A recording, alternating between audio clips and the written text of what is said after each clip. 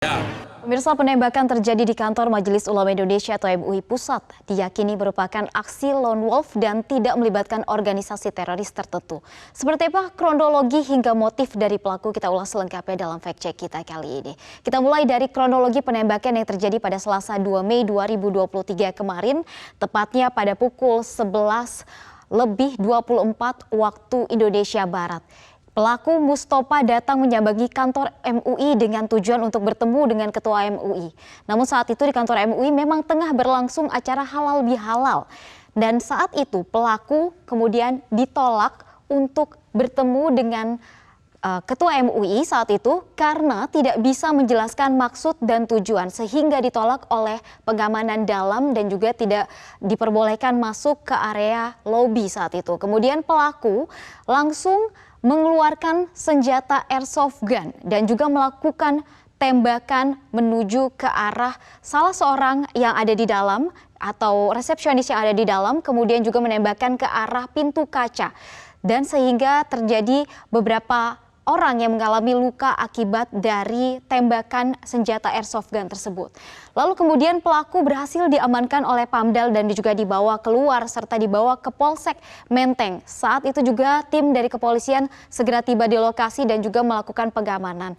Pelaku yang dibawa ke Polsek Menteng kemudian harus dilarikan juga ke Puskesmas Menteng karena dalam kondisi tidak sadarkan diri.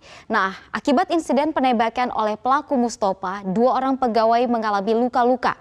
Kita lihat apa saja korban atau apa saja yang dialami oleh korban. Yang pertama adalah 1 pegawai tergesek peluru di bagian punggung, kemudian juga 1 pegawai lainnya ini terkena pecahan kaca dan juga sudah menerima 10 jahitan di bagian tangannya, dan korban meninggal adalah pelaku penembakan itu sendiri, yaitu Mustopa. Dugaan sementara pelaku meninggal karena serangan jantung dan saat ini jenazah korban tengah berada di RS Polri Kramat Jati untuk dilakukan otopsi sehingga lebih jelas lagi diketahui apa sebenarnya penyebab pasti dari meninggalnya pelaku tersebut. Lalu kita usai penembakan terjadi, ini polisi pun telah berhasil mengantongi identitas pelaku. Pelaku Mustopa NR diketahui lahir tahun 1963 atau berusia 60 tahun. Dan Mustopa ini ternyata bukanlah warga Jakarta, melainkan warga Sukajaya, Pesawaran, Provinsi Lampung. Dia diketahui merupakan seorang petani di perkebunan yang bekerja di sana dan juga tidak tinggal sendiri, ia tinggal bersama seorang istri dan juga dikatakan dia tinggal bersama anaknya. Lalu fakta-fakta lain selain identitas dan juga kepolisian juga telah memaparkan sejumlah fakta terkait pelaku Mustopa ini. Setidaknya kami merangkum ada 5 fakta terkait pelaku yang kemarin sudah dipaparkan oleh pihak kepolisian.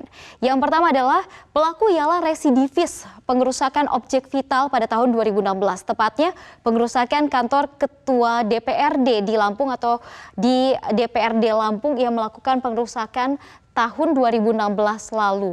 Namun karena yang bersangkutan ini tidak berada di tempat, Mustopa ini lantas melemparkan batu ke kaca yang berada di kantor dari ketua DPRD.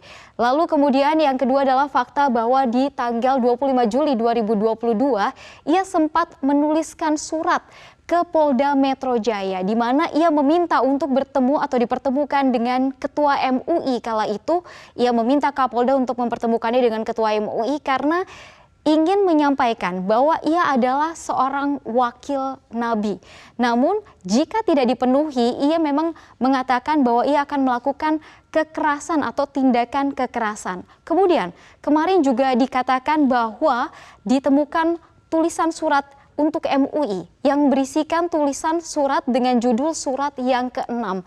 Sama halnya dengan surat yang kemarin dikirimkan di 25 Juli 2022 bahwa ia kembali mengaku sebagai nabi dan juga minta diakui sebagai nabi. Kemudian ada juga fakta yang terakhir adalah ditemukan banyak obat-obatan di tas pelaku. Namun saat ini masih didalami oleh tim Dokes Polri apa sebenarnya obat-obat yang berada di dalam tas pelaku tersebut. Nah, lantas pertanyaannya, apa yang menjadi motif pelaku melakukan aksinya? Menurut Dirkrimum Polda Metro Jaya Kombes Hengki Haryadi, motif pelaku ialah legitimasi sebagai wakil nabi atau menginginkan pengakuan sebagai wakil Nabi. Kemudian ia juga mengatakan bahwa sudah ada niatan jahat sejak tahun 2016 karena di tahun 2016 lagi-lagi ia pernah melakukan pengerusakan di kantor DPRD Lampung, sama motifnya ingin diakui sebagai Nabi dan juga ingin dipertemukan dengan Presiden Joko Widodo saat itu. Nah, ada pula nada ancaman dalam surat pelaku yang menyebut jika tidak diakui sebagai wakil Nabi, maka ia akan melakukan tindakan kekerasan. Kurang lebih itulah hal-hal atau poin-poin fakta yang terkait dengan motif sementara dari pelaku penembakan di kantor MUI Pusat. Nah, meski motif sementara sudah dikantongi polisi dan juga dugaan pelaku terafiliasi dengan kelompok terorisme sudah dibantah, tapi tentu perlu langkah antisipasi lebih dari semua pihak tentunya agar peristiwa serupa ini tidak akan terulang lagi. Untuk sementara saya kembalikan ke Valen.